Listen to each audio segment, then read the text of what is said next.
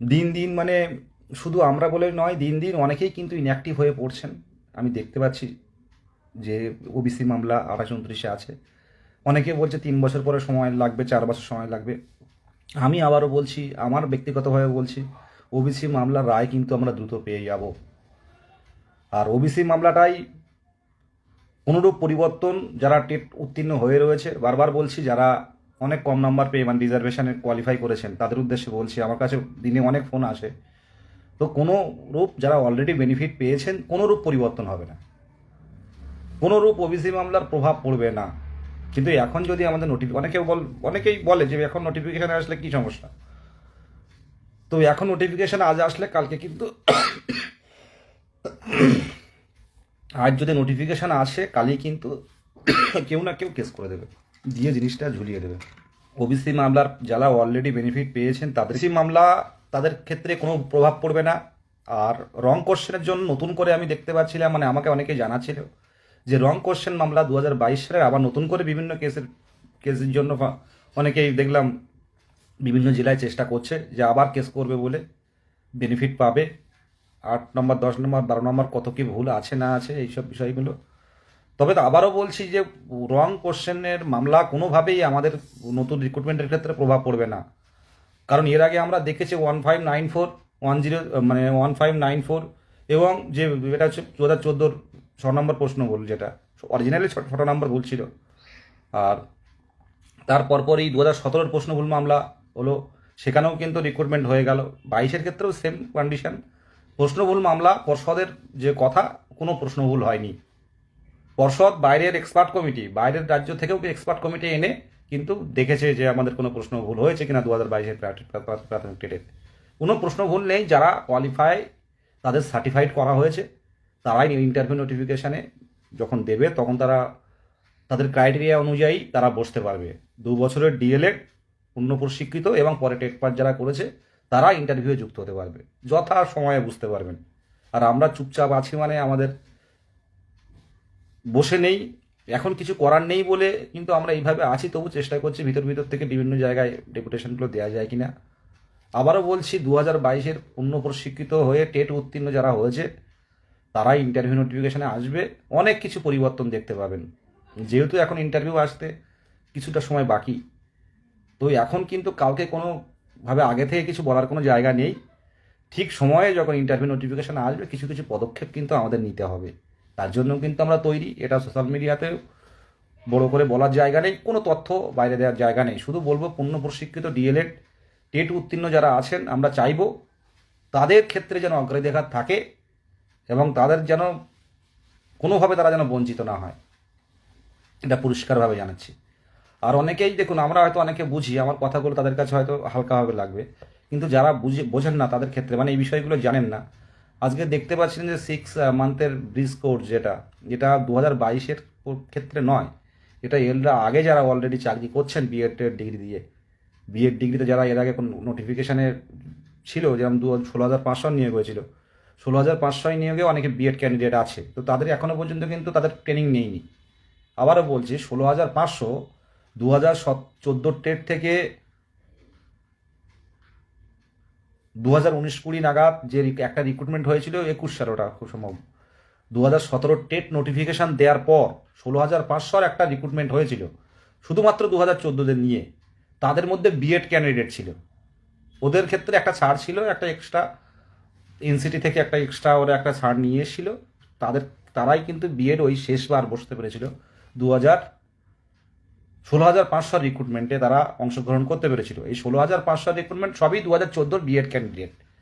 তাদের কিন্তু প্রশিক্ষণ নেই, তারা কিন্তু তাদের স্যালারির ক্ষেত্রেও কিন্তু একটা ডিফারেন্স আছে, তারা কিন্তু ফুল বেতন কিন্তু পান না। তো তাদের ক্ষেত্রে 6 মান্থের ইনস্টিটিউট গাইডলাইন অনুযায়ী একটা 6 মান্থের একটা ব্রিজ কোর্স কিন্তু করাচ্ছেন, মানে করাতে হবে। কারণ আমরা সবাই জানি বিএড ব্যাচেলর অফ এডুকেশন, যেটা এলিমেন্টারি এডুকেশনের ক্ষেত্রে কিন্তু যোগ্য নয়। এলিমেন্টারি এডুকেশন শুধুমাত্র ডিপ্লোমাধারীদের জন্য, এটা সুপ্রিম কোর্টের অর্ডার। কিন্তু যারা অলরেডি চাকরি পেয়ে গেছেন তাদের ক্ষেত্রে তো ক্লারিফিকেশন মামলায় তো আমরা ছিলাম, আমরা সবাই 2022 প্রাথমিক টেট উত্তীর্ণদের পক্ষ থেকে। তো সেখানে কিন্তু বিএড ইন সার্ভিসদের ক্ষেত্রে কিন্তু কোনো, তারা যেভাবে চাকরি ছিল সেইভাবে চাকরি আছে, তাদের কোনোভাবেই প্রভাব পড়েনি। তো এখন তো তারা বলতে পারেন অর্ধ প্রশিক্ষিত, তাই তাদের পূর্ণ প্রশিক্ষিত করার জন্য 6 মান্থের ইন সার্ভিসের জন্য একটা কোর্স করাচ্ছে, সেটাই ব্রিজ কোর্স। এটা নিয়ে আমাদের ভাববার কোনো বিষয় নেই, ঠিক আছে। কেউ একজন বললেন খেলা জমে গেছে প্রশ্নভুল মামলা নিয়ে। অনেক সময় অনেক ইউটিউবে, অনেক জায়গায়, অনেক গ্রুপে সবাই চাইবে, দেখুন যারা আমরা উত্তীর্ণ আছি আমরা একরকম, আর যারা 1 number 2 number 4 number 5 number 7 number 10 নাম্বারের জন্য যারা এখনো পর্যন্ত উত্তীর্ণ হতে পারেননি, তাদের ক্ষেত্রেও এটা কষ্টের। অনেকে 23-এর পরীক্ষা দিল, 23-এর পরীক্ষা নিয়ে হয়তো কোয়ালিফাই হবে না। আবার অনেকেই দেখা যাচ্ছে এই প্রশ্নভুল মামলা থেকে হয়তো 1 নাম্বার পেলে হয়তো উত্তীর্ণ হবেন। তো তারা কিন্তু একটা চাপে আছে, সেই জায়গায় দাঁড়িয়ে তারা চেষ্টা করবে, আমরা আমাদের জায়গা থেকে চেষ্টা করব। আর যারা অলরেডি ইতিমধ্যে আমি যে কথাগুলো বলছিলাম যে অনেক কষ্টের মধ্যে, ডিপ্রেশনের মধ্যে, অবসাদের মধ্যে যাচ্ছেন, তাদের উদ্দেশ্যে একটা কথা বলবো। দেখুন 2014 সালের যারা ট্রেনিং প্রাপ্ত ছিল, ভালো করে বুঝুন আমার কথাগুলো, যারা 2014 সালের টেট উত্তীর্ণ যারা হয়েছিল, বিএড ডিএলএড, যারা অনেকে প্রশিক্ষণও ছিল না, তো যারা প্রশিক্ষণ প্রাপ্ত ছিল সবাই চাকরি পেয়ে গেছিল, এবং যারা তাদের লক্ষ্য স্থির দেখে এগিয়ে রেখেছিল বা ডিএলএড পরবর্তীকালে ডিএলএড করেছিল, তারা কিন্তু অটোমেটিক্যালি একটা 2-3 বার সুযোগে সবাই কিন্তু চাকরি পেয়ে গেছে। তো 22-এর ক্ষেত্রে এই ওবিসি মামলাটা অনেক দিনের পুরনো মামলা আমাদের সামনে এসে পড়লো, আমাদের কপাল খারাপ। তো সময়টা হয়তো কঠিন, কিন্তু আবারও বলছি, যারা এখনো পর্যন্ত খুব অবসাদে ভুগছেন তাদের উদ্দেশ্যে বলছি, সূর্য কিন্তু উঠবে উঠবে। আপনি যে কষ্টটা করছে, আজকের লাইভটা তাদের জন্য আমি বলেছিলাম। আমার 8:30টার সময় মুর্শিদাবাদ জেলায় মিটিং আছে, তো 8:30টায় সেখানে মিটিংয়ে ঢুকতে হবে। তো আমি সেই জন্য আমি একটু দেরিতেই লাইভে এলাম, একটা কারণে, কাজের জন্য। তো যেটা বলছিলাম, যারা ট্রাকে ছিল, যাদের ঠিকঠাক লক্ষ্য স্থির রেখেছিল, তারা কিন্তু শেষ পর্যন্ত 2014 কিন্তু কেউ বসে নেই। কিন্তু যারা কোনো কারণে ডিএলএড করেনি বা কোনো কারণে যে হবে না আর হবে না, তারা কিন্তু এখনো পর্যন্ত চাকরি পায়নি। তো সেই জায়গাটা ধরে রাখবেন। আপনারা যারা হাইকোর্টে আসেন তারা অনেকেই জানেন ব্যাপারটা, প্রশ্নভুল মামলায় 1টা নাম্বার পাওয়ার জন্য কি 5টা নাম্বার পাওয়ার জন্য তারা পাগলের মতো করছে। সেই জায়গায় দাঁড়িয়ে আমরা উত্তীর্ণ হয়ে আছেন। আর যে লাস্ট যে 2 তারিখের আন্দোলন বা এইসব জাতীয় যে মুখ্যমন্ত্রীর দৃষ্টি আকর্ষণের জন্য আমরা করি, এই আন্দোলনগুলো সামিল হন। এই আন্দোলনে সামিল না হলে কিন্তু আমাদের ন্যায্য দাবি কিন্তু তুলে ধরতে পারবো না, ন্যায্য দাবি আদায় করতে পারবো না। যত আপনি যদি এই ট্রাক ছেড়ে এইখানটা আমরা লক্ষ্যভ্রষ্ট হয়ে যান, জায়গা থেকে কিন্তু অন্য জায়গায় চলে যাবেন। 2014 বিষয়টা আপনারা দেখুন, 2017 কেউ জানতো 12,000 কতজন কোয়ালিফাই করেছিল, কেউ জানতো চাকরি পাবে?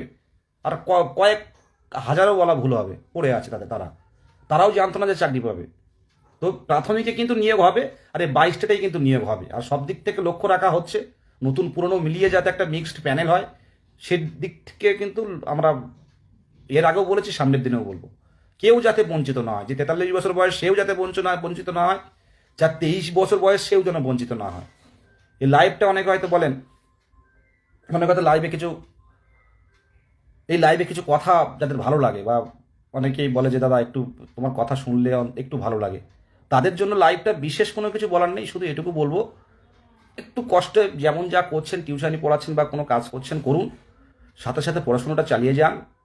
নিয়োগ কিন্তু এবছরে মাঝামাঝির আগে হয়তো ইন্টারভিউ নোটিফিকেশান চলে আসবে আশা রাখছি, এবং পরবর্তীকালে 2025-এর মধ্যে বা খুব দ্রুত কিন্তু একবার নোটিফিকেশান আসার পর কিন্তু দ্রুত কাজ চলবে। দ্রুততার সাথে কিন্তু নোটিফিকেশান আসার পর কিন্তু ইন্টারভিউ প্রসেস শুরু হয়ে যাবে। তো সেই জায়গায় পড়াশুনোও মাঝামাঝি কাজ করুন, এটুকুই, কাজের মধ্যে থাকুন। আর সবচেয়ে যে এই আমাদের উত্তরবঙ্গে যে ঘটনাটা ঘটেছে, খুব দুঃখজনক ঘটনা, খুব খারাপ লাগে। আমাদের গ্রুপে ছিলেন আমাদের সহযোদ্ধা, মারা গেছেন। তো এইভাবে মৃত্যু বা এইগুলো ঠিক না, লড়াইটা করতে হবে। উত্তীর্ণ যারা আছে আজ হোক কাল হোক কিন্তু চাকরি হবে সামনের দিনে। এবং আমরা আরও কিছু পদক্ষেপ মনে মনে ভেবে রেখেছি। 23 জেলার অ্যাডমিন প্যানেল যথেষ্ট অ্যাক্টিভ এবং সক্রিয়, তারা কিন্তু লক্ষ্য রাখছে, কিন্তু এই সময়টা কিন্তু আমাদের কিছু করার নেই। আমরা যেখানে কোনো মন্ত্রী বা যারা যাচ্ছে, আগে গতদিন দেখলেন শিক্ষামন্ত্রীর সাথে দেখা করা হলো। তো আমরা কিন্তু আমাদের জায়গাগুলো এইগুলো করছি। আগামীকাল মুখ্যমন্ত্রী যাচ্ছেন মুর্শিদাবাদে। আমরা যদি সুযোগ পান মুখ্যমন্ত্রীর সাথে, সিএম ম্যাডামের সাথে কোনো দেখা করার, আর বিস্তারিত কিছু বলার নেই। আমার যেহেতু মুর্শিদাবাদে একটা মিটিং হঠাৎ করে করা হলো, তো সেখানে যেতে হচ্ছে। আগামীকাল মুর্শিদাবাদের মুখ্যমন্ত্রী ম্যাডাম আসছেন, সেখানে আমরা চেষ্টা করব ওনার সাথে দেখা করার। আপনারা তো জানেনই যে প্লাস নিরাপত্তা, তার মধ্যে থেকে যদি কোনোভাবে আমাদের দাবিগুলো তুলে ধরতে পারি, সেই জন্য আজকে একটা মিটিংটা ডাকা হচ্ছে। এটুকুই। যারা টেনশান, মারাত্মক টেনশান, অভাব অনটন, পরিবারের চাপ, সমাজের চাপ, অবসাদ ইত্যাদির মধ্যে আছেন, শুধু বলবো একটু সহ্য করতে শিখুন, একটু সহ্য করুন। এই সহ্যের মানে একটু দেরিতে হয়তো সফলতা আসবে, মানে তার শেষ পর্যায়ে চলে এসেছি। তো আমরা ঠিক সেই সফলতার হাসিটা হাসতে পারবো। ধন্যবাদ সকলকে।